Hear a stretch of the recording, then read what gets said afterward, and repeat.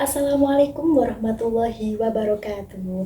Halo Sobat Edukasi, perkenalkan nama saya Fitri Anissa Uljana, mahasiswa program studi Manajemen Pendidikan Universitas Negeri Surabaya. Sobat Edukasi, pernah nggak sih kalian itu bingung ingin mulai mengajar tapi nggak tahu arahnya kemana? Oke, tenang. Di video kali ini, aku akan membahas mengenai mengapa penting sekali untuk menentukan tujuan pembelajaran dan bagaimana sih cara menentukan tujuan pembelajaran agar menjadi lebih efektif. Sobat Edukasi, sebelum kita membahas lebih lanjut, alangkah baiknya nih kita harus mengetahui terlebih dahulu apa itu tujuan pembelajaran. Oke, mari kita bahas lebih lanjut.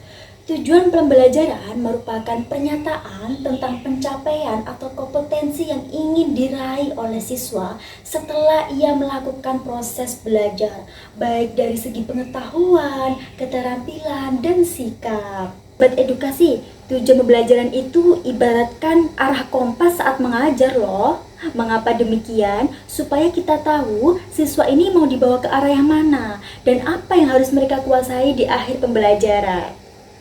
Sobat Edukasi, ada yang tahu nggak nih kenapa tujuan pembelajaran itu sangat penting sekali loh? Oke, saya ibaratkan seperti tanpa tujuan pembelajaran itu seperti jalan tanpa arah. Mengapa demikian? Karena tujuan pembelajaran akan membantu seorang pendidik atau guru yang pertama menentukan materi dan metode pembelajaran yang menarik, kemudian yang kedua mengukur hasil belajar siswa, dan yang ketiga membuat pembelajaran itu lebih terarah dan terukur. Sobat Edukasi, setelah kita mengetahui betapa pentingnya untuk menentukan tujuan pembelajaran, kita juga perlu mengetahui nih bagaimana cara menyusun tujuan pembelajaran yang baik dan benar. Kali ini saya menggunakan metode SMART.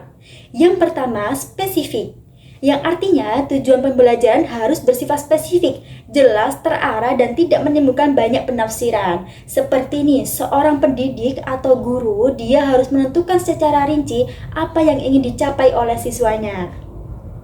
Yang kedua, measurable, yang artinya tujuan pembelajaran harus dapat diukur dan dinilai pencapaiannya, sehingga tujuan pembelajaran yang baik memungkinkan untuk pendidik atau guru untuk menilai apakah siswa tersebut sudah mencapai targetnya atau belum.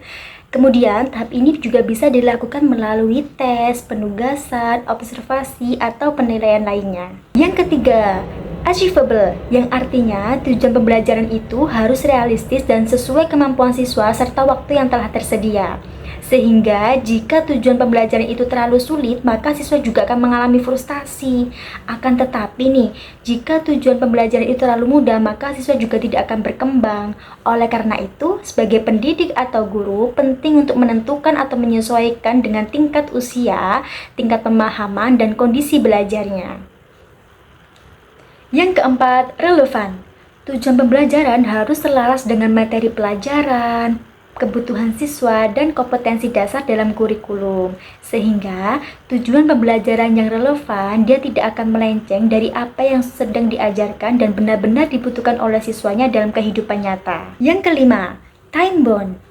Sebagai seorang pendidik atau guru, perlu untuk menentukan waktu pencapaian dalam tujuan pembelajarannya, sehingga dapat membantu proses belajar mengajar agar lebih efektif dan terstruktur. Sobat Edukasi, ingat, tanpa tujuan yang jelas, mengajar bisa seperti berjalan tanpa arah. Akan tetapi dengan tujuan yang smart, kita tahu kemana kita akan melangkah dan siswa tahu apa yang harus dicapai.